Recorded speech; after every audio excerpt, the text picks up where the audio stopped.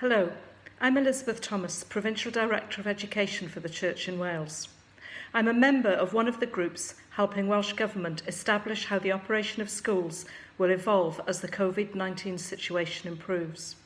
And I'm impressed and reassured by their approach to this, which involves a wide range of representatives from the education sector and continues the collegiate style that's so evident in the national reform journey. Work is focused first and foremost on identifying all the factors in relation to reopening schools, to ensure that there is a real understanding of what needs to be in place before decisions on that can be made. We have also considered what reopening might look like and how it might be managed moving forward. Throughout the process, thinking has been informed by international research and experience, as well as by the lessons learned from the establishment and operation of hub schools. Ideas have been tested with members of the groups, and it is really clear that our ideas and opinions have been taken on board.